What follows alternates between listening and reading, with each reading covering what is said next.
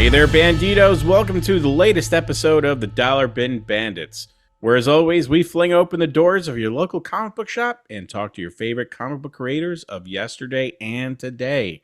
And today, we're bringing you a fabulous interview. We have a returning guest, and not just any returning guest, comic book royalty. But before we do that, what do you say we introduce ourselves? I'm Joe Marcello. I'm Warren Phillips. I'm Mike Farah. And like I said, we're bringing you another amazing interview. We have returning royalty again.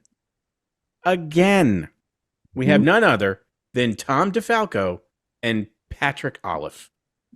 Yeah, it's Thanksgiving's coming up. We're so thankful that these guys took the time to speak to us about their new project, Secret Wars Battleworld, coming out. Actually, it is out. Buy it. These two are two of the best. And to hear how this all came together, their thoughts on the original Secret Wars, how this is going to tie into it, it's really, really interesting. Folks, I think you're really going to love hearing what they have to say. Yeah, this is one of those cool retro series that Marvel has been doing now for a couple of years, and we just love the hell out of. Having creators go back and look at some of their creations or creations from Marvel's past and kind of, telling new stories from that era. So it was great to hear Tom and Pat and how they work together. Of course, they're old pals from Spider-Girl days. And we loved having them on to chat about all things Secret Wars. So let's hear it right now. This is Tom DeFalco and Patrick Olliffe. And we are absolutely thrilled today. We have two of the best in the business joining us this evening, Mr. Tom DeFalco and Mr. Patrick Olliffe. Gentlemen, thank you so much for taking the time to join this evening. Thanks for having us. Yeah. Thanks for calling me one of the best in the business. I'm your friend forever now. It is all true. So word came out a few weeks ago that you guys are working on a new project, Secret Wars. How did this all sort of come together? Well, I came in a little bit apt, so Tom, you may start. It is right. I got I think I got an email from Marvel, from the editor, Mark Bazzo, who said, "Hey, we're thinking of doing a direct sequel to Marvel Superhero Secret Wars. You have any interest?" And I said, "Oh, why would you do a direct sequel to something that came out 40 years ago?" Anyway, I had Mark called me up at one of the few times he actually spoke to an editor, which is an amazing thing. Yes, very unusual. And we had a nice long conversation. And I guess it's the 40th anniversary of Secret Wars. I actually remember when we actually worked on that thing. It was an intriguing situation, quite challenging. And they said, we know that was a very tight story. Can you give us an untold story connected to it? And I thought, I have no idea. So I sat down and reread Secret Wars, which, again, an interesting thing, because here it is 40 years later, and a lot of it holds up and some of it doesn't. It was a whole different kind of sales program in those days. We were just doing monthly comic books. This is before we were really doing trade paperbacks and stuff. So we had a lot of, flashbacks as to what happened in previous issues and keeping the readers caught up. I go back and I looked at that and thought, wow, those guys did a much better job than I thought they did. And I read it with the idea of, where is there an opportunity to tell a story? And I found an opportunity between two parents, and then we were, off to the races.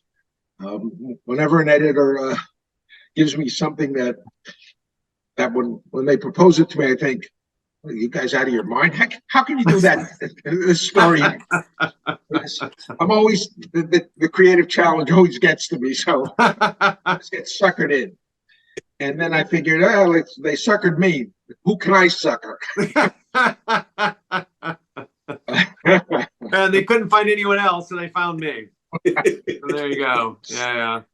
I was happy to get I was happy to get the offer to do the book. I mean, it's been a long time since Tom and I worked together. I always enjoyed working with him, and it seemed like a cool idea. I mean, when I first was offered the project and was allowed to say something about it, I kept referring to it as the 20th anniversary of Secret Wars. I could not get my brain around that it was 40. So I had other people correcting me, said, no, it's 40. And I went, oh my God. So yeah, but I was happy to be on board. Absolutely. Now, I should say, with a project like this, does Marvel have certain story points or parameters they want you guys to hit, either artistically or editorially, or you both kind of given free reign as to do as you please? Marvel editorial always, wants to make sure that everything is consistent and fits into the grand universe, and that's right and just. But the only parameter they gave me when I first started trying to come up with something was, it's got to be directly connected, and an unknown tale. And as we were talking, we figured, well, you don't want to do a story that only affects things 40 years ago. Right. And we came up with some card jobs, so it doesn't only affect things from 40 years ago. And we got to explore some relationships and actually had some fun with it. Yeah, and there was a couple things I know in talking to the editors did talk to me about visually, that there were certain things that, I mean, I'm not allowed to give too much away about the story, but there were certain things that they wanted to make sure were referenced to the original series. Certain visuals, where the characters looked, little Easter egg kind of things that were there that were specific to the original series. So it's not so standalone where it doesn't connect, but there are some visual cues from the original series to what we're doing now.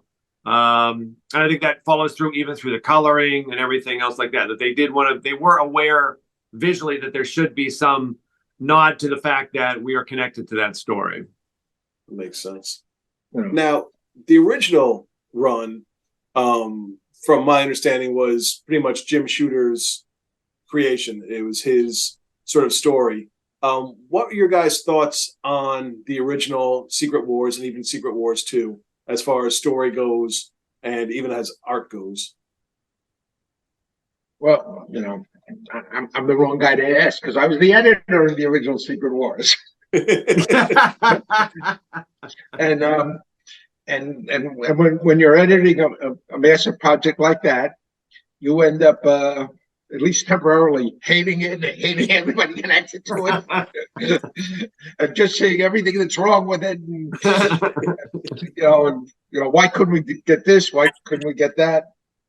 But like I said, rereading it 40 years later, I'm very impressed with a lot of the, I'm surprised at how well it holds up 40 years later.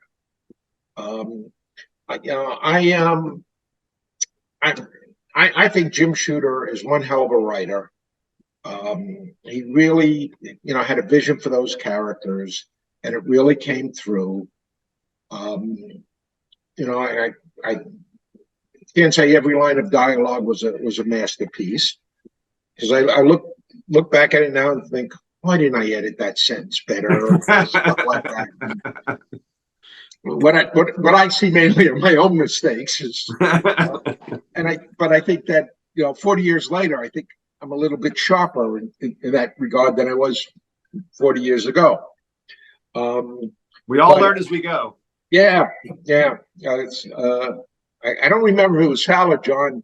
I think it was Sal told me, you're either getting better every day or you're getting worse, but you're not ever staying static. Right. I mean, I think I'm probably in the getting worse stage at this stage. I hope not. You and me both. Yeah, but like I say, I look back and I'm kind of impressed. Now, we tried to set this thing up so that if you read the original Secret Wars and remember it, you'll get some additional insights into it. And if you had never even heard of Secret Wars, and this 4-issue thing is all you ever read, it's all there. Yeah. You don't actually had to have read the original Secret Wars. Right. Which is why I think which is so great to work on it too, is because that's the kind of story that Tom tells. That's the kind of thing that I think maybe some readers might be a little put off by the idea that, do we have to know the Secret Wars original in order to also get something out of this? And it really is a standalone with those cues to the original story. It really is a standalone story. There's characters developments there. There's character interactions there. I think it's a great standalone story, and it does have those cues to the original series. I think old fans will get, and new fans will be happy to jump on board. And just a quick question for Tom, because sort of the story goes that Secret Wars was created for the toy line, the figures, or was it the figures that came because of the story? I just wanted to get a clarification on that. All right. I'm going to, give you some boring history. Hopefully. Kenner had gotten a license to the DC superheroes and had done a line of action figures and did quite well with it.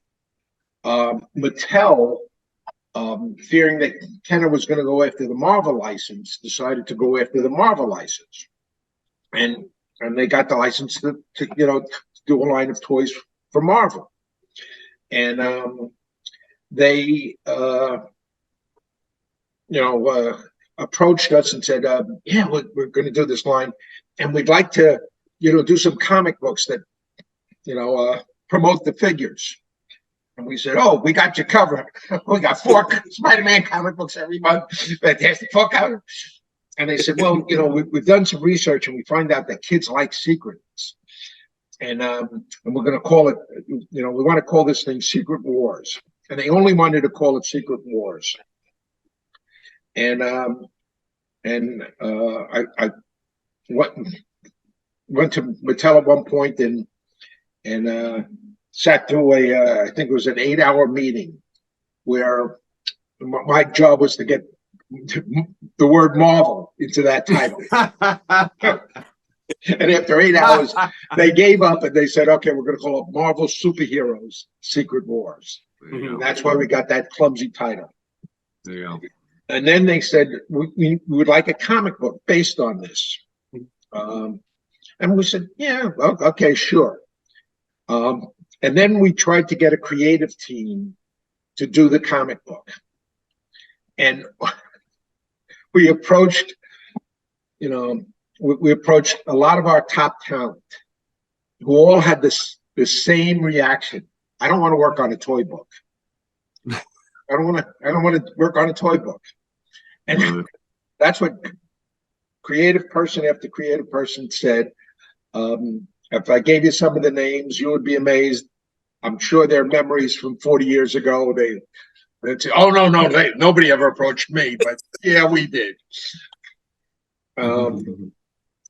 And after a while, Jim Shooter started getting frustrated. He said, well, if I can't get anybody to do it, I'll do it myself. And that's how Jim Shooter became the writer on the book. I forget how we got, Mike Zeck doing it. But we were very lucky to get Mike Zeck. So we talked a little bit already about, Tom, your experience with the book and editing it and, all of the toy tie-ins. But Pat, you were not obviously a part of the book, but what were your first impressions upon seeing it, and specifically the Mike Zeck art on it?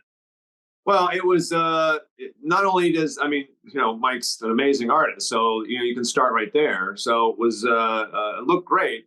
I was also impressed with the amount of material that John Beatty, what they had to get across over the course of the series.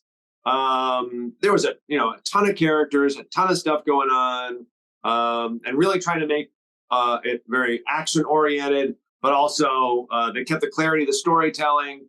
When you really look through it, and I looked at it again before I started working on this series, and flipping through it again, it really is an impressive artistic achievement. Just because not only was it really well done, it was an extraordinary amount of work. So it was I was very impressed. And did you feel like coming onto this project that you had to maintain any kind of sort of artistic continuity? Did you try to look back and figure out, or did you just want to kind of tell the story that was being told in the best way possible? Yeah, I think to a certain extent, when I was getting the scripts, I was praying to God Tom wasn't writing 6-panel pages with like 25 characters per panel. So I was hoping that wasn't going to happen.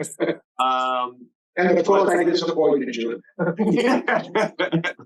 So, but in terms of the artistic, it's one of those things where, from an editorial standpoint, the editors did have, they did want some connection to the original series, so that their characters would look a certain way. We did want a lot of visual cues to the original series, but in terms of my approach to it, to be honest, there really wasn't a thought outside of that editorial aiming.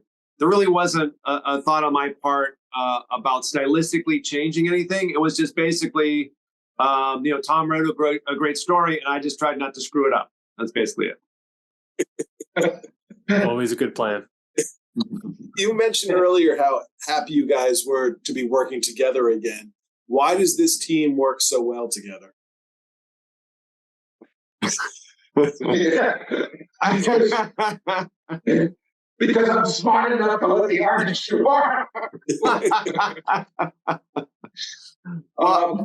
Go ahead. No, I think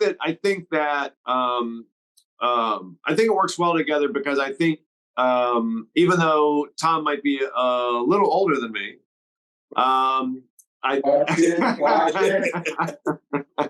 but I think from a storytelling standpoint, both from a narrative standpoint and a visual standpoint, guys like Tom, myself, Ron Friends, we all kind of are influenced by and have the same ideas about how to tell a story. And I think when you come across somebody like that, and you have a similar idea of how to tell a story, how to tell a comic story, how to tell a superhero story, you don't always find that. When they hire an artist and a writer for a project, it's really just kind of by chance that if it works or not. The editor says, okay, this guy should write this story, this guy should draw it, and you put them together, and you hope that the writer and the artist both see things kind of similarly from a storytelling standpoint. It works. Sometimes it works, and sometimes it doesn't. But from when I first started working in this business, I got the opportunity to work with Tom on some Tales of Asgard, and really working with Tom in a lot of ways was kind of my training ground when I first started working at Marvel. So I learned a lot from working from his plots, and I do think that a lot of the connection is the fact that we all kind of see storytelling and what we're trying to accomplish very similarly. And I think that makes the process a lot easier.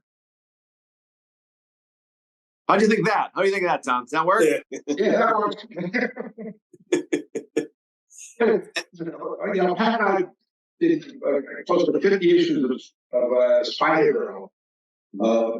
And I love what he did. He was on. Ultimately, he only left because we were told Spider-Girl was going to get canceled again, and he was offered a chance to work on something that at the time seemed to have a much better future. That's how I remember. I remember I practically had to force you open the book because you were feeling guilty. And I said, listen, Spider-Girl was done, you might want to take it. Because every time they told me Spider-Girl was going to be canceled, I foolishly believed them. Yeah. Then the joke was on me because the new project didn't last, and Spider-Girl went on for another 5 years, 6 years. Yeah. So. But who knows? No, exactly. So, Pat, another question for you. You've definitely worked on team-up books as well as, obviously, Spider-Girl and other solo characters, but probably, I'm assuming, not as many characters that are as in the Secret Wars book. Was that a challenge? And were you looking forward to drawing maybe some characters that you haven't been able to illustrate before? Yeah, and I think, like I said before, I think Tom was very kind to me in terms of the story he was telling and the number of characters that I was tasked to draw. So I thank him for that. It wasn't too overwhelming, but yeah, there were characters. I can't really say much about it, but there were certainly characters that I haven't drawn before that I got a chance to for the first time, which was a lot of fun. Getting to draw Spider-Man in his black costume. So, I mean, I've never drawn. I mean, I was telling somebody about this recently that in all the years that I've been connected to the character of Spider-Man, starting with Untold Tales of Spider-Man all those years ago, both from the projects I got from Marvel, but also the commissions that I do and people that ask me to draw stuff at conventions and that kind of thing. I have never been asked to draw Spider-Man in his black costume. So I at a convention and as a commission, I don't think I've ever drawn that character in his black costume before. So this was fun to get a chance to play around with that. And not to mention, not only his black costume, but black costume like when it was a symbiote, and different ways of the webbing. Right. So yeah, I had to make sure Ron was giving me pointers. Hey, you got to make sure those legs are right, and we got to play around with a little bit of the symbiote thing. So. Yeah, there was like I said, it was great fun. Not only from that standpoint, but also the kind of story it was, and there were certainly characters that I love drawing, and I guess I'm not supposed to say who they are. So there you go. We will see. Yeah. You have to preserve some secret in Secret Wars, right? Well, exactly. Hence the name. Yeah. Well, we can tell you that. In terms of the toys, there are a number of toys and action figures that Mattel released and didn't appear in the original Secret Wars.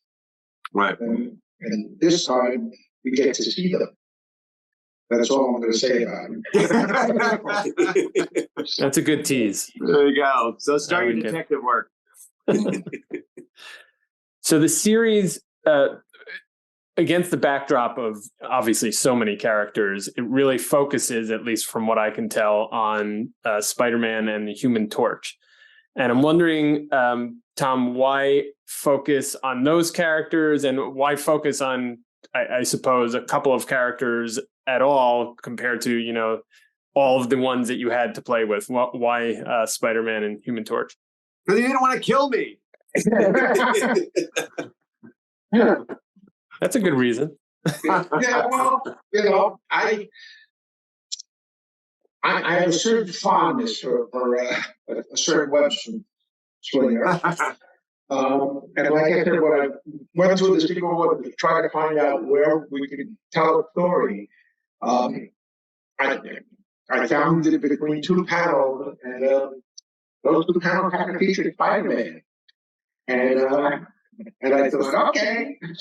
He's my starting point. I also, when I think of Secret Wars, I think mainly of Spider-Man and the Black Hat. And, I know in many regards with the, Captain America versus Dr. Doom story, but, I'm always Spider-centric. I don't know what to do. And, in many regards, I looked at this and said, this is probably going to be my last chance to play with Spidey, so let me have the fun. And you thought, who's the best to bounce banter off, but the Human Torch. Yeah, why not? Come on. I also have fun memories of dealing with Johnny too. So, And those were great scenes. Yeah, and those were great scenes for me to draw because I've never had the chance to draw that interaction before. Those two characters are, some of my favorites, characters I grew up with. And then getting the chance to draw not only them individually, but then also to draw their interactions together was a lot of fun. Some of my favorite scenes are just some of the scenes that just have the two of them in their interaction. And just a question for Tom: when you're writing a story that has so many characters, how do you? And I think I've asked you this before, but how do you find, I guess, time for all of them, and how do you find the voice for all of them for how they would interact with other characters?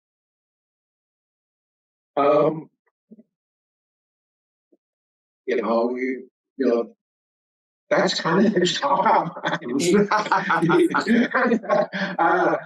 It's all about story structure and story construction and stuff. You want to make sure that everybody had their moment, and you just kind of construct it accordingly. We needed to make sure that the bad guys all came across and had their moments. Their good moments and their not so good moments. Mm-hmm. And the heroes, each of them had to have a really good moment and a really not so good moment. With the heroes, you try to give them a lot more not so good moments. But that's kind of the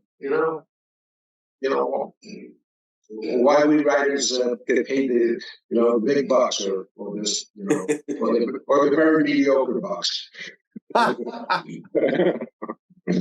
So that's where the money goes. All right. That's where the money goes. All right. I figured it out. Mm-hmm. So I wanted to know, you guys talked about this, I think, early on, possibly before I was here, but I caught a little bit of it. How would you really categorize this story? Because I don't think it's really it doesn't sound like it's a full-on sequel. And there was, of course, technically a sequel to Secret Wars, but it sounds more like sort of untold tales, just like, Pat, your first Spider-Man gig.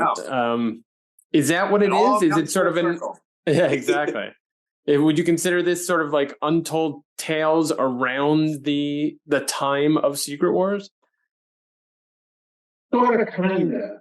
But like I said, we added some interesting twist. So it's, an untold tale set around the time of Secret Wars that actually affects things today. And I'm expecting one of the current Marvel writers to look at the story and pick up on it and set off some shockwaves in the future. There you go. I hope I get to draw it, whatever the heck it is. I doubt they're going to call me, but I've laid the groundwork. It's there for them. That's for sure. A nice big cosmic story. It's there for them. Absolutely. So this is a story set, years in the past. But what I keep hearing is that it could, should, will have ramifications in the current continuity of Marvel. Yeah. Otherwise, who cares about a story that only affects things from 40 years ago? I wouldn't care about that. You wouldn't care about that. And consequently, we couldn't do a story like that. We had to have one that could affect today and more importantly, affect tomorrow. Very interesting. I like that. I'm going to write that down. All right. And another story point. So I'm getting this from some of these points from the press release, and I'm not sure if this is something they let slip or maybe my arcane knowledge is not so great, but they refer to Beyonders as plural. And I've always been, I've always known the Beyonder. Is that something that's going to be explored, that there are multiple Beyonders, or is that something I just missed and that's my fault being a bad geek? Over the years, we've discovered that the Beyonder was from an alien race that I think they're now calling the Beyonders. And we are going to discover they are not the only alien race out there. Did I just give away too much? No, I think that was beautifully done. That was beautifully done. That'll stand up in any court of law. Okay. All right. Marvel will invite you back, I promise. And Pat, we got to this a little. Well, I don't know if we got to this, but I'm curious if you can say, because there are certain characters you can't say that you worked on, but what your favorite character was to draw, and maybe just right out there being Spider-Man, having your background Spider-Man, but was there any other, even if it is Spider-Man, any others maybe that you've drawn for the first time that we know is in there? Well, I think, I mean, obviously Spider-Man is the number one, and because it is a character that I, like you said, I've been associated with in the past, and by drawing him in the black costume, it almost felt like a new character. So that was the challenge of getting to draw him. So I loved working with him, and not to cop out on this, because I really can't. There are a couple of characters that I drew for the first time that I really geeked out to draw, but I can't really say who they are. But one of the other characters that I loved drawing was the Human Torch, because I really did not have a lot of opportunities to work with that character before. And I did try to make sure, because there's some, different versions of him, the Kirby version and the Buscema version, and then there's more recent versions. But I did try to stick with the version of the Human Torch that my exec did in the book, so that there would be some connection there. But drawing that character was a lot of fun. It's a character, like I said, I don't really have a lot of history with. I've always been a huge fan of, and so he was really one of my favorites. Absolutely. Why do you guys? And then the other two, I can't say anything about. So there you go. We'll come back to you after it comes out. There you go. Exactly. Why do you guys think Marvel now is kind of dipping back in the well a little bit to these original stories that, like you said, this one came out 40 years ago? 20. I stick by 20. 20 times 2, but right. Well, I mean, is it that, these stories, like you said, Tom, it holds up better than you thought it would, or is it just because that the folks are yearning for these times of older comics that they appreciate and they love so much? I really can't speak for them all. I don't know. I think there is a nostalgia hitting Marvel these days and hitting a lot of the readers, especially a lot of the older readers, that they remember how the comic books used to affect them. And Marvel even has a bunch of things they call nostalgia projects, where they're digging up guys like me and saying, "Hey, come on, we want you to do a series that you were associated with," and that sort of thing. And it's giving a few of my friends a chance to play with the characters that they used to play with.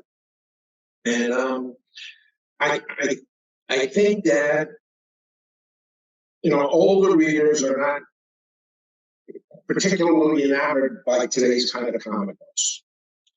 And I think that this is a way to draw them back, or try to give them the kind of material that they grew up on, and the kind of the kind of doing it that they love. I know for myself, I get bored with some of today's comic books. I think some of them read more like radio scripts than comic books. Some of the writers seem to have forgotten this is a visual medium. I still think the old Marvel style way of giving the artist a plot and having him, tell the story his way is the best way. I vote for that too. Yeah, we even cheated a couple of times. I was supposed to do a full script, so every once in a while I put so-and-so fight with so-and-so. That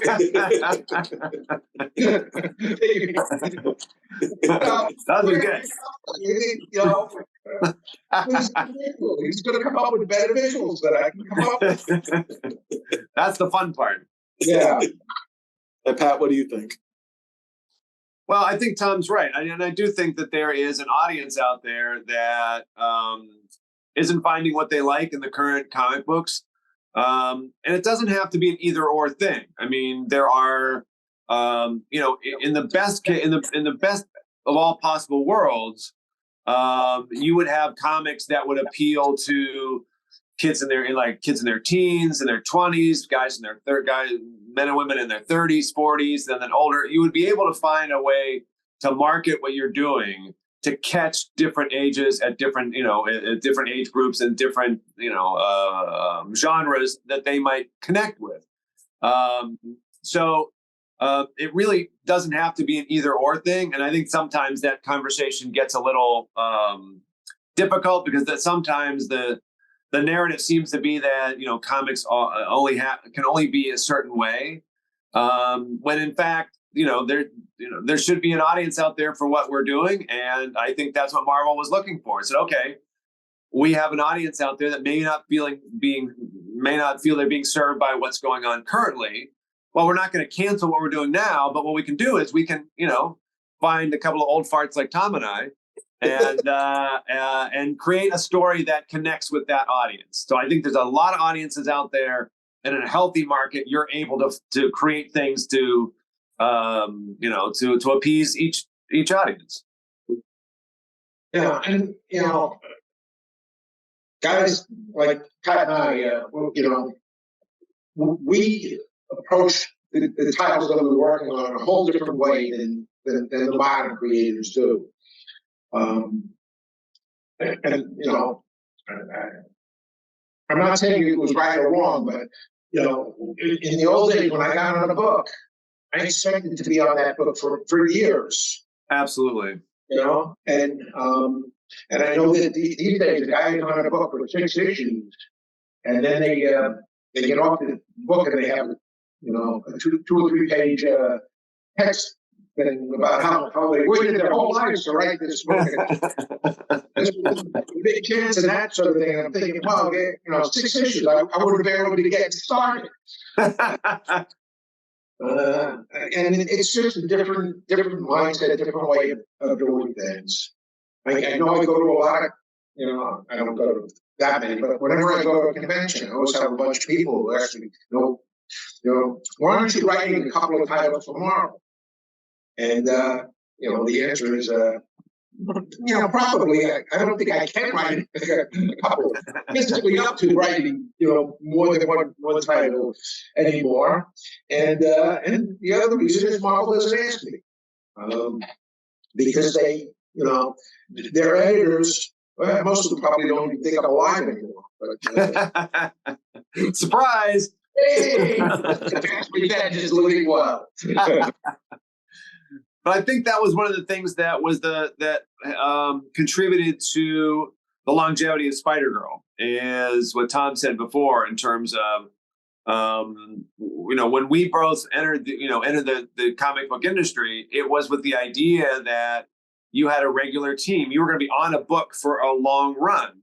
And I think that's what benefited Spider-Girl, was the fact that readers knew that every issue was going to be Tom DeFalco, Pat Olliffe, Al Williamson. I mean, they knew what they were getting every issue. We would be there every month. So we weren't going to be gone in 6 issues or whatever. And we ended up doing 5 years together. And then Tom and Ron went on to do another 6 awesome years.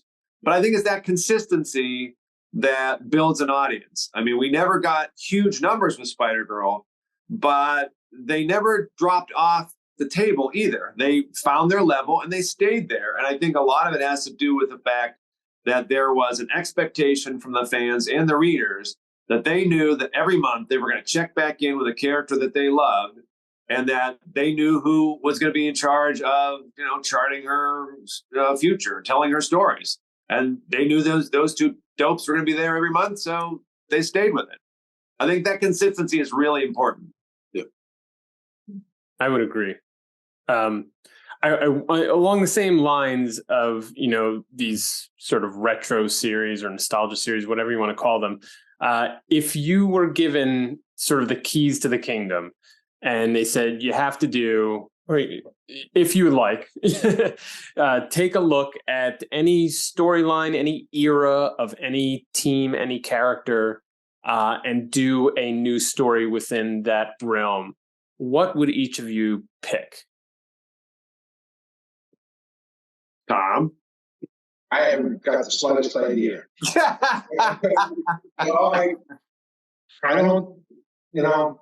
really think like that. It's not like I have a bunch of, stories in my back pocket for, any Marvel character. I was going to put the caveat that it couldn't be Spider-Girl, because I know probably you guys would both jump at that one very quickly. If it was Spider-Girl, I'd just pick up where we left off. Yeah, right. Yeah, that'd be easy. Yeah, I'm mad at this because when I read a title, I try not to look at it for years. Because it takes me a long time to get the characters' voices out of my head. And if I read something that somebody else has written and the voice doesn't quite sound right, it's unfair. So when I stopped, Spider-Man, the first time I didn't look at Spider-Man for maybe 4 or 5 years. And Fantastic Four, the same thing, and Thor. I just, so I'm not familiar with a lot of the other, other eras and stuff. So, like I said, I don't really think about that. If someone said to me, we're going to give you whatever character, I want to set it today because I know what's happening today. I don't have to look back and have to, find out what was going on in, 1992.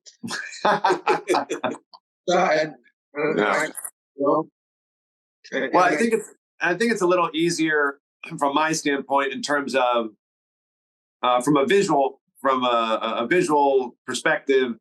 Because when you asked that question, I started thinking of, wouldn't it be cool to draw like stories back in, when Lee Kirby Fantastic Four, and then I went, how about John Byrne, Chris Claremont X-Men. I mean, from a visual standpoint, I just start thinking about characters and books that I was a fan of growing up, and just would like to have a chance to visually play in that world a little bit.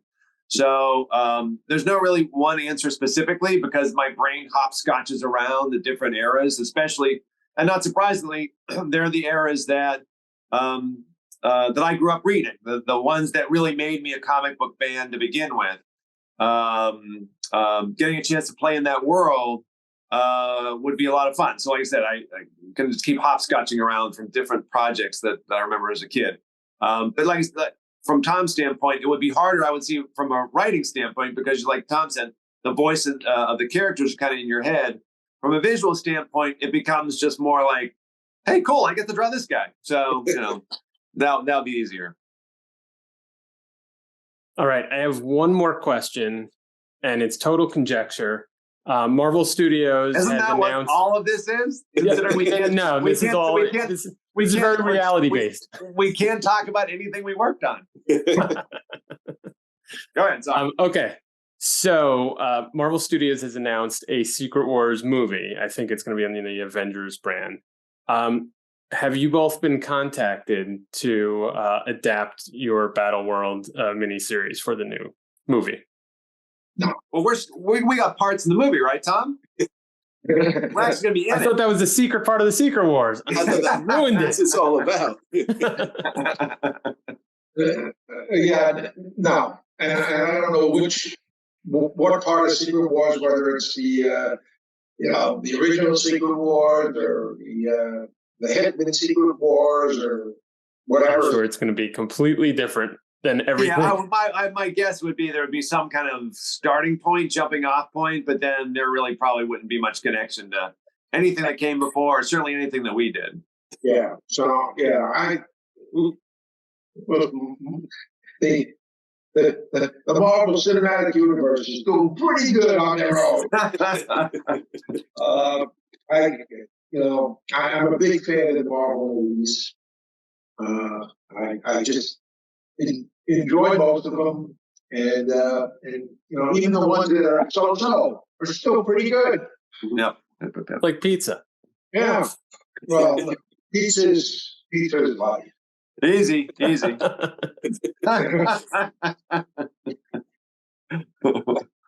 were just trying to make some news here, guys. So I understand if you can't talk about your big roles in the movie. Yeah. I can stop trying to fit into that Ant-Man costume. Oh, for the time being. Right. So we know this comes out November. Any other projects you guys are working on, either together or separately, that you could share with us?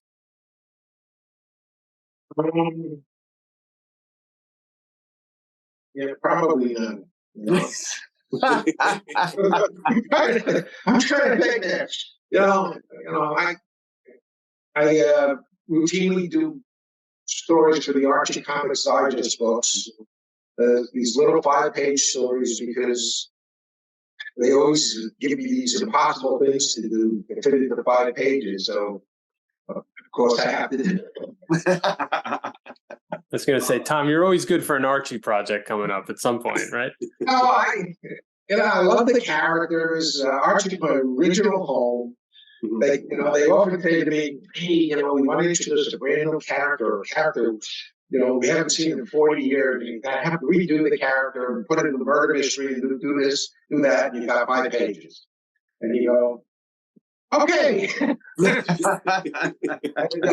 I just have a blast doing it because it's, I love the 5-page format. And we are back. I can't think of any better way than to welcome in the Thanksgiving season than an episode of the Dollar Bin Bands with Tom DeFalco and Pat Olliffe. Loved hearing about Secret Wars, and I really, like you said, Mike, I love getting back into these old stories and kind of, approaching from a different angle.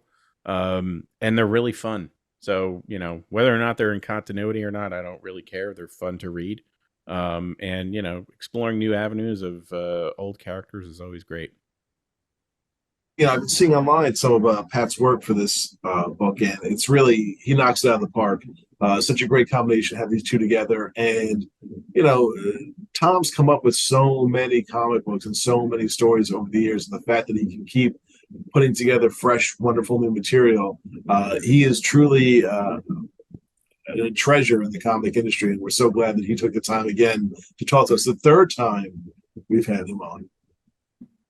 Yeah, I only can echo those sentiments from Orrin. It was amazing to be able to talk to these two. And yeah, Tom is a great guest, great returning guest. And it was good to talk to Pat for the first time. And what can you say about something called Secret Wars Battleworld? I mean, it's all in the title. We're excited for it. It's out now, by the way, the first issue, and, pick up this miniseries. I think you'll dig it. But for this episode, that'll do it. Please remember to rate, review, and subscribe. Thank you for listening. Thank you for viewing. Have a wonderful, happy, safe Thanksgiving, and we'll see you on the other side.